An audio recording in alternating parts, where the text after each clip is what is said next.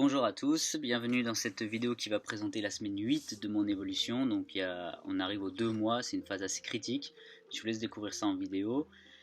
Et surtout cette semaine, on va parler enfin d'un sujet clé, phare, ultime, je sais pas, il y a trop d'adjectifs qui pourraient correspondre, mais on va parler du minoxidil. Principalement de mon expérience, mais je vais essayer quand même de revenir un peu sur comment on a trouvé le minoxidil, ce que ça fait, comment ça marche, etc. Et je vous expliquerai pourquoi moi j'aime pas, moi je l'utilise pas, ou en tout cas plus je l'ai utilisé, donc voilà. Je vous laisse d'abord découvrir la semaine 8, et je reviens.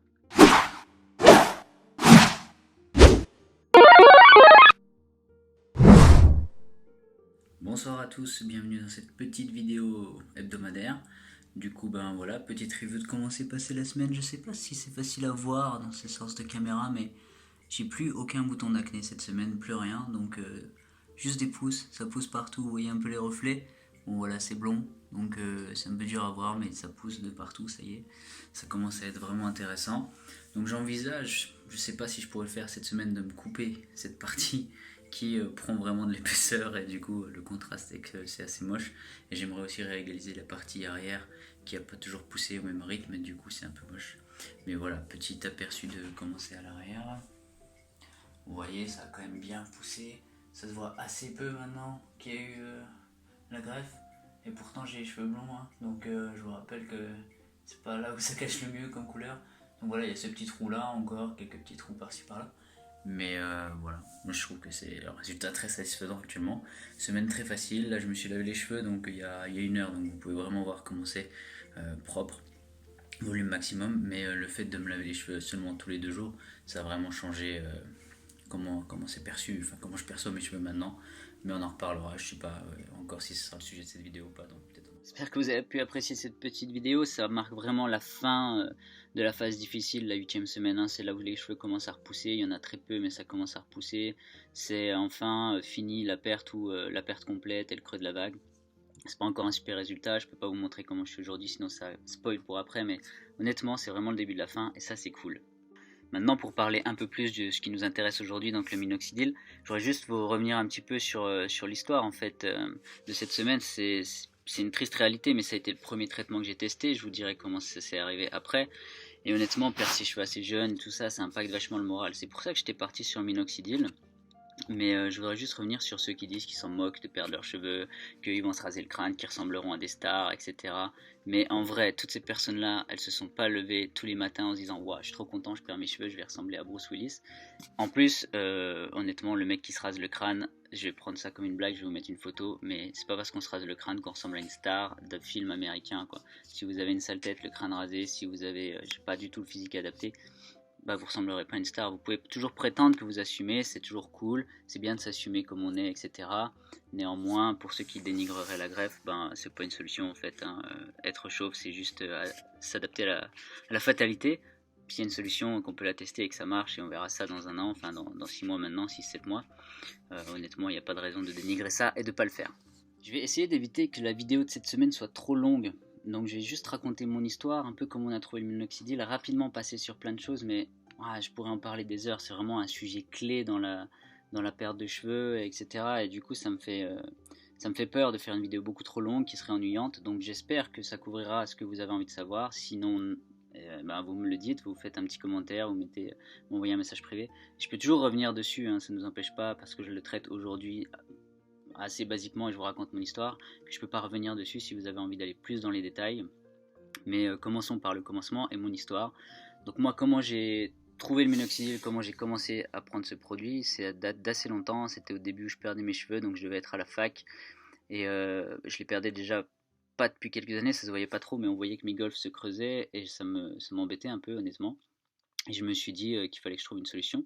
Il s'avère qu'un jour je suis allé chez le coiffeur avec mon frère, et ce coiffeur nous a parlé de sa propre calvitie et du fait que lui prenait le minoxidil. Il nous a conseillé d'aller voir un dermatologue, ce que moi j'ai fait. Et le dermatologue m'a évidemment conseillé Propecia et minoxidil. J'avais pas du tout envie de prendre un cachet comme le Propecia. Je pense qu'on en fera une autre vidéo parce que ce cachet là, moi c'est encore pire que le minoxidil, je l'aime pas du tout. Mais le minoxidil, voilà, j'ai essayé. Donc avec ma petite ordonnance, je suis allé chez le pharmacien, j'ai acheté mes premiers flacons pour 3 mois, j'ai commencé le truc.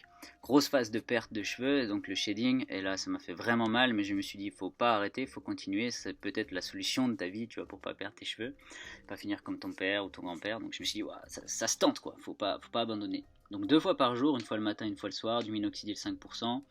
Une fois que je l'ai acheté, je me suis seulement renseigné sur le produit, j'ai seulement compris que par exemple les prix sont différents d'une pharmacie à l'autre en France parce que les brevets permettent en fait aux pharmacies d'appliquer les prix qu'ils veulent. Donc si jamais vous voulez prendre du minoxidil, renseignez-vous.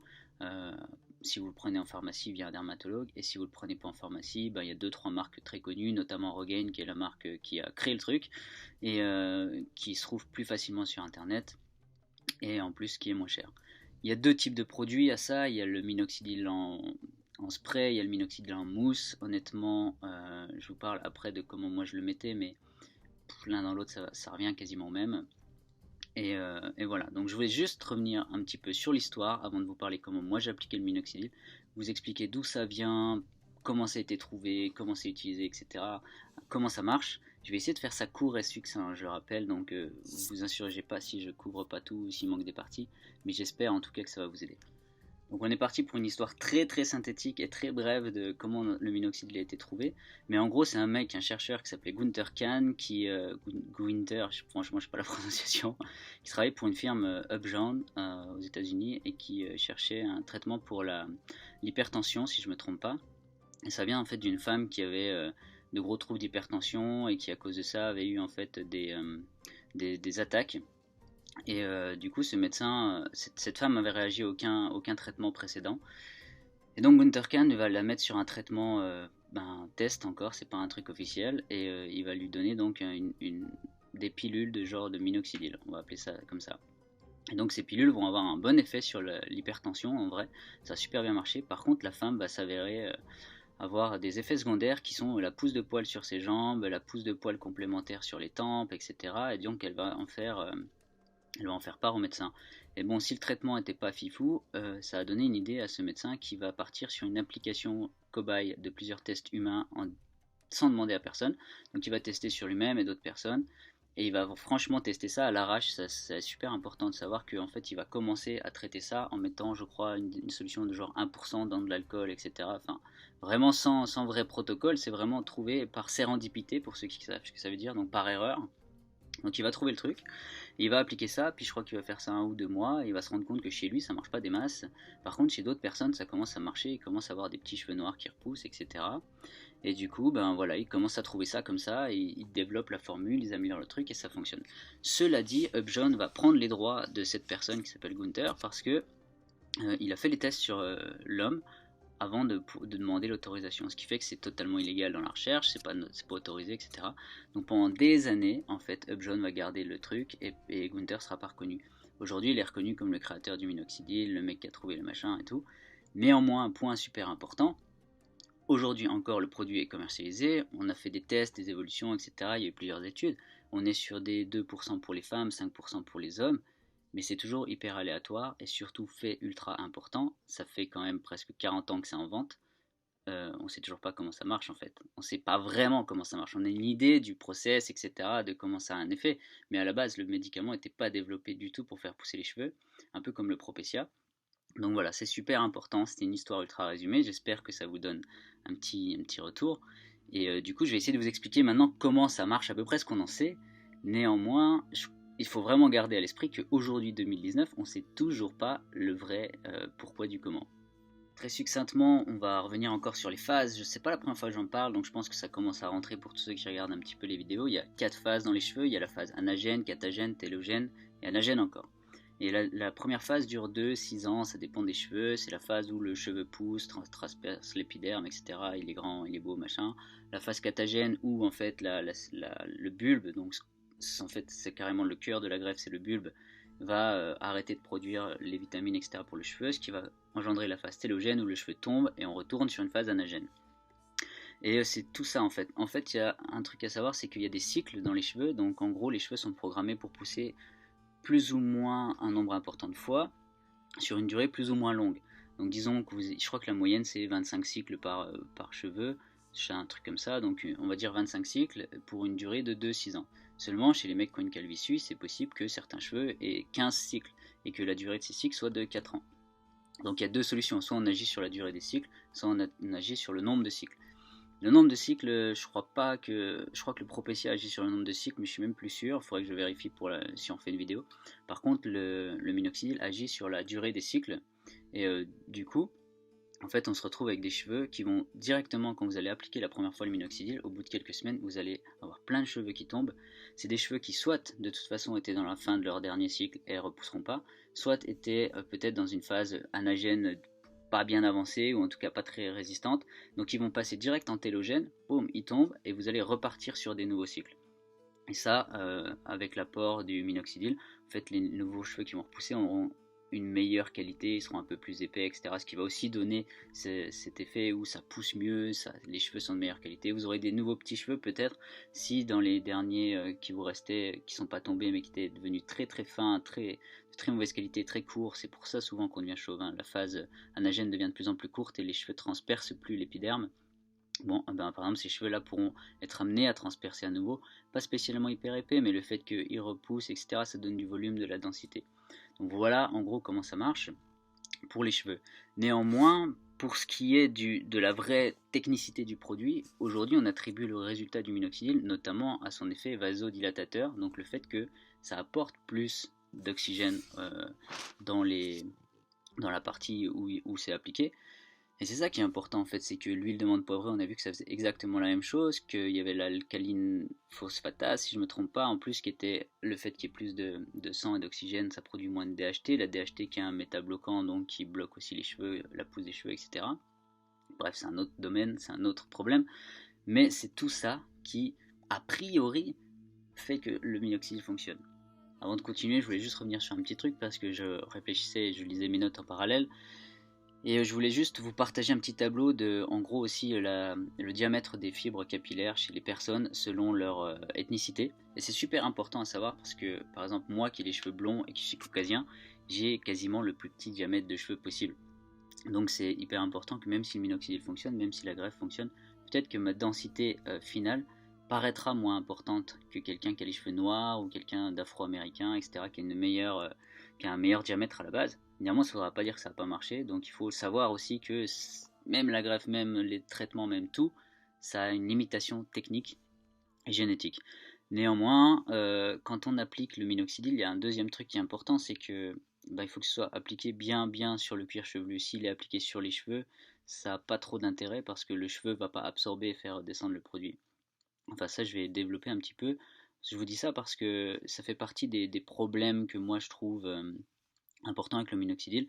C'est le fait que, en fait, pour l'appliquer, il y a plein de contraintes. Il faut l'appliquer 2 fois par jour. Et on pense qu'en moyenne, donc c'est une moyenne que je vous donne, le produit a une efficacité de 12 heures.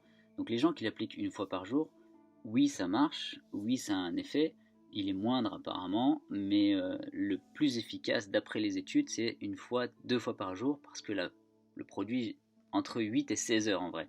Donc on va dire 12 heures. Donc une fois toutes les 12 heures, c'est pas mal. C'est l'optimisation du truc. Ça veut pas dire que si vous en mettez qu'une 1 fois par jour, ça marchera pas. C'est ce que font certaines personnes parce qu'il y a des effets secondaires qui se produisent, dont on va parler par la suite. Mais voilà, c'est assez difficile et ça applique en fait une contrainte. Ça veut dire que si vous faites ça toutes les 12 heures, il y a le fait qu'il faut aller faire un massage normalement. Il faut masser les cheveux pendant plusieurs minutes avec le produit. Et ça, c'est vraiment pas très embêtant au début. Vous allez faire ça pendant 6 mois, 1 an. Puis au bout de 6-8 mois, vous allez voir les résultats. Vous allez dire, bon, moi c'est bien, je fais plus qu'1 fois par jour. Ou alors, bon, bah, ça me saoule, aujourd'hui je le saute. Voilà. Et en fait, petit à petit, vous allez dérégler le truc à cause du résultat. Et je trouvais que ça, c'était déjà un bel effet néfaste du produit parce que vous le voyez, c'est une vraie contrainte. Et du coup, vous allez sauter un peu les étapes une fois que ça marche, etc. Mais partons sur les vrais effets secondaires qui peuvent arriver. Pour les contraintes, je vais parler de mon expérience personnelle et de mon retour en fait sur tout ça. Donc moi, quand je l'ai fait, j'avais les cheveux relativement longs. Et il s'avère que le produit ne fonctionne pas spécialement quand il est sur les cheveux, comme j'ai dit, il faut que ce soit bien appliqué sur l'épiderme, parce que ça doit pénétrer le derme profond, là où finalement sont les bulbes, et si vous le mettez sur les cheveux, ben, ça va sécher, et puis finalement ça n'aura qu'un intérêt, puisque ça ne sera pas allé sur la peau, etc. Donc déjà il faut faire ça. Donc ce serait plus simple de faire ça sur les cheveux courts. Donc vous allez avoir un produit, vous allez avoir plus de cheveux, mais c'est conseillé de garder les cheveux courts pour que le produit fonctionne mieux. Déjà première contrainte assez ennuyante. Ensuite, si vous gardez les cheveux courts, eh ben, quand vous allez l'appliquer, ça paraît rien, mais vous allez faire ça. Je prends un exemple sur le peu de cheveux que je vous laisse visible. Le fait que les cheveux soient courts, le produit qu'il soit liquide ou en mousse, hein, il va un peu se projeter partout. Et mine de, ben, qui se projette partout, mettons qu'il tombe un peu ici, ben, vous aurez aussi des poils qui pousseront ici. Et une fois que ces poils-là pousseront, le seul moyen d'arrêter cette pousse, c'est d'arrêter le minoxidil. Ou alors de faire beaucoup plus attention. Donc peut-être il faudra que vous mettez, je sais pas, vous mettez du minoxidil ici si vous perdez vos cheveux là. Il faut vous mettiez une serviette, vous alliez vous masser, il faut que vous fassiez attention que ça tombe pas partout. Bref, c'est une super contrainte technique d'application. Ça peut paraître un détail au début parce que ça n'a pas d'effet, mais si vous faites ça 6 mois, 1 an et que vous commencez à avoir des cheveux qui poussent, je sais pas moi, là, ou que vous commencez à avoir les sourcils qui deviennent super épais parce que ben, vous êtes allé faire du sport derrière, que vous avez transpiré, que le minoxidil s'est appliqué un peu sur le front, etc. C'est un vrai problème. Donc ça m'amène en plus à la deuxième contrainte. Quand vous appliquez le produit, il faut attendre 4 heures avant de prendre une douche par exemple. Une douche. Mais sinon, il faut aussi attendre pour faire du sport parce qu'il ne faut pas transpirer tout de suite. C'est-à-dire que vous mettez un produit le matin et le soir, vous êtes déjà bloqué pendant quasiment 8 heures de votre journée. Si vous voulez le mettre après une douche, vous pouvez par contre le faire tout de suite après. Et ça, c'est un bon conseil. Moi, je pensais que c'était pas possible à l'époque. Et en vrai, vous prenez une douche comme vous prenez une douche en général à l'eau chaude. Hein. Si vous prenez à l'eau froide, ça ne changera rien. Mais à l'eau chaude, ça va ouvrir un peu les pores de la peau. Donc le produit s'appliquera mieux. Donc ça, pourquoi pas, c'est pas mal, c'est une bonne technique. Mais bon, ça reste une contrainte. 2 fois par jour, c'est hyper contraignant et c'est vraiment ennuyant. Il s'avère que pour moi, j'avais pas les cheveux plus gras, etc. Mais il y a des personnes qui réagissent comme ça, qui ont les cheveux gras ou qui ont les cheveux un peu secs après, parce qu'il y a de l'alcool en fait dans le produit et ça sèche vachement le cuir chevelu et ça peut même vous donner des pellicules. On n'en parle pas souvent, mais ça peut vous donner des pellicules. Donc voilà, tout ça, c'est quand même au quotidien, 2 fois par jour, faire attention à tout ça. Et ça, quand tout va bien, quand votre vie est hyper régulée, que vous allez au travail, ça va. Vous faites un week-end, vous faites une soirée, vous faites un truc, c'est ultra, ultra contraignant. Imaginez, vous décidez de le mettre toutes les 12 heures. Le soir, 20h, 21h, c'est cool. Le matin, 8h, 9h. 8h, peut-être vous êtes dans le rush pour le travail. 9h, peut-être vous êtes au travail ou peut-être vous avez autre chose à faire. Et du coup, en fait, c'est hyper dur de garder cet emploi du temps juste pour des cheveux, juste pour un produit. C'est une contrainte. Moi, je n'ai pas du tout aimé. Maintenant, je comprends, hein, l'effet est quand même plutôt efficace. Donc, je comprends qu'il y ait des gens qui se dédient à ça et à qui ça suffit. On ne parle pas du coup, mais allez, disons, c'est quoi, une vingtaine d'euros par mois peut-être. Mais bon, 20 euros par mois sur un an, sur 30 ans, autant se payer une greffe à vrai dire. Enfin, moi, en tout cas, c'est mon point de vue. Je préfère faire une greffe. Ça va peut-être me coûter plus cher sur le coup, mais à long terme, j'aurai moins d'ennuis. Et surtout, j'ai pas cette contrainte permanente d'appliquer du minoxidil. Donc voilà. Et on parle aussi du dernier effet secondaire. Donc je lis mes notes, hein, je suis désolé pour ça, parce qu'il faut tout noter. Il y a le soleil. En fait, si vous le mettez et que vous allez au soleil, c'est pas du tout conseillé. Donc c'est bien en fait si vous habitez en hiver dans un pays froid, mais mettons que vous soyez dans un pays chaud ou quoi, vous mettez ça, vous pouvez pas aller au soleil, vous pouvez pas faire de sport, vous devez attendre, ça c'est 2 fois par jour. Enfin, c'est une contrainte monumentale. Ça paraît pas au début, mais ça le devient très très vite et ça devient très très ennuyant.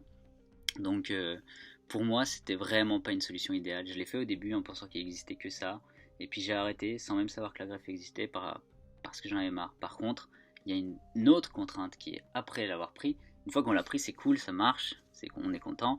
Et puis finalement, il y a cette contrainte qui vient, qui pèse sur le moral, et vous vous apercevez que si vous arrêtez le produit, et ben en fait, tout ce que vous avez gagné va tomber.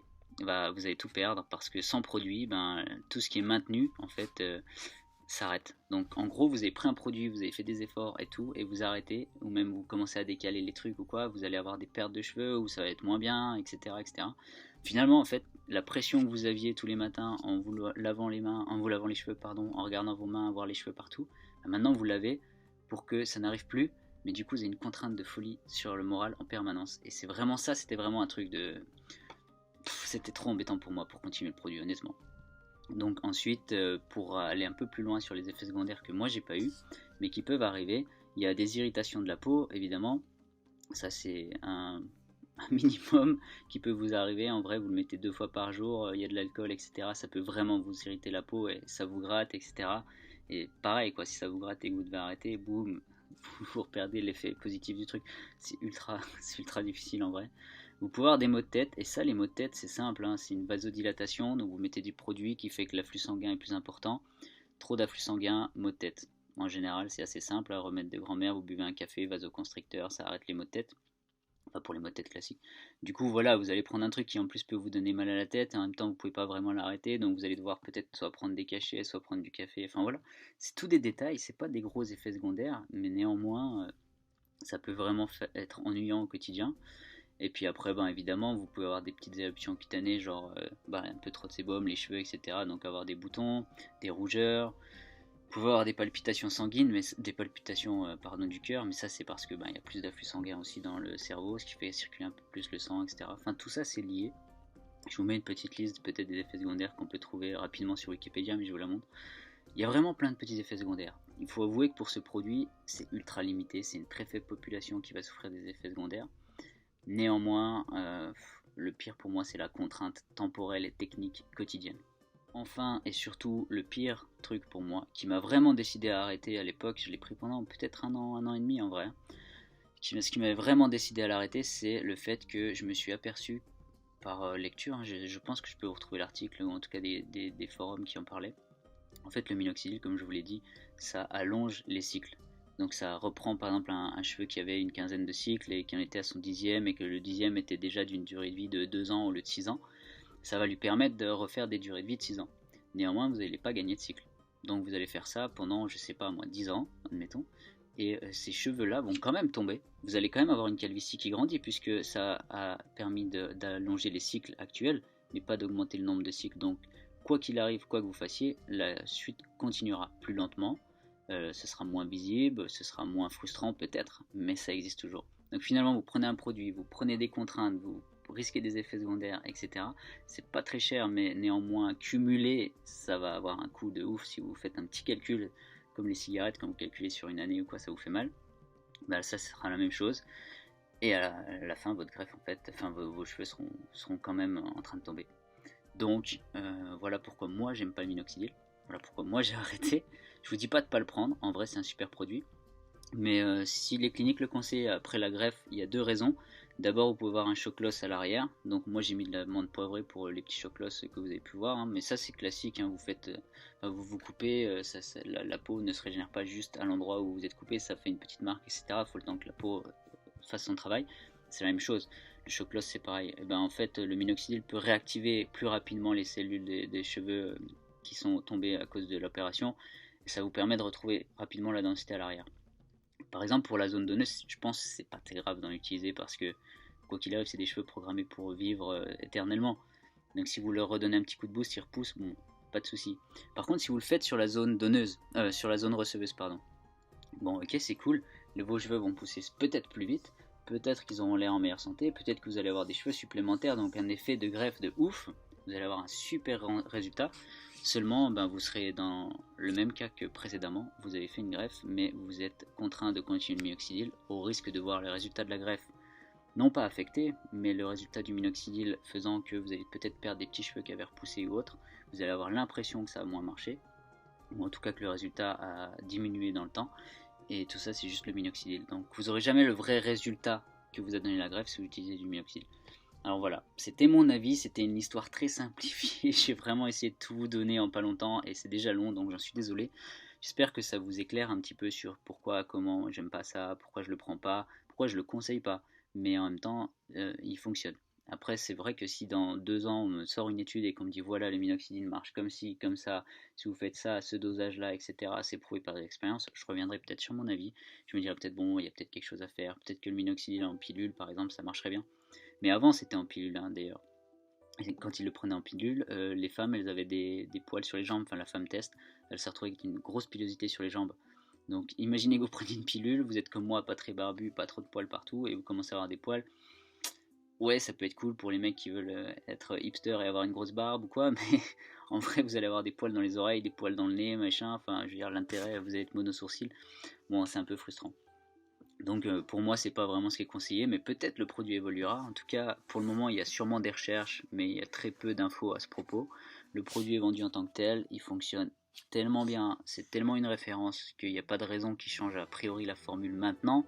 En plus c'est tombé dans le domaine public si je ne me trompe pas, donc il y a plein de labos qui proposent leur marque, etc. Je vous conseillerais quand même pour ceux qui veulent le prendre de faire attention. Il y a sûrement des produits qui se vantent d'avoir les mêmes posologies, etc. vérifiez quand même, et honnêtement prenez Regain ou Minoxidil de la marque Minoxidil et vous aurez des trucs de qualité si vous devez le prendre. Voilà, j'espère que ça vous a donné une super vue globale du truc, j'espère que ça va vous servir. Si vous voulez que j'aille plus loin, que j'explique un peu comment ça marche ou quoi, n'hésitez pas. En attendant, je vais essayer de mettre plein de sources en dessous, peut-être beaucoup de sources anglaises, françaises, etc. Notamment sur le fait que ça arrête pas réellement la calvitie, notamment voilà, sur le mec qui a recherché ça, comment c'est arrivé, comment ça marche, quelle est la formulation physique du minoxidil, etc. Et je vous invite à chercher un petit peu par vous-même, mais c'était vraiment une vue globale et je pense que j'ai essayé de regrouper mon expérience et ce que j'ai appris en lisant des forums et en me renseignant avant et maintenant. Donc voilà, j'espère que toute cette vision globale en tout cas vous aidera. Et pour la semaine prochaine, je sais pas si j'enchaîne sur Propecia ou d'autres trucs, j'ai plein de choses à dire et des fois j'hésite, donc on verra. Mais voilà, je vous souhaite bon courage. Et n'hésitez pas à m'envoyer des messages ou quoi, ou à commenter en dessous si vous avez des informations complémentaires à donner, des études. J'ai pas la connaissance ou la science infuse, donc ce sera vraiment apprécié si vous avez d'autres articles à partager, si vous avez des trucs complémentaires qui viennent contredire ce que je dis ou pas, ou qui viennent confirmer hein, d'ailleurs. Et voilà, donc ce sera cool. Allez, à très vite, bon week-end.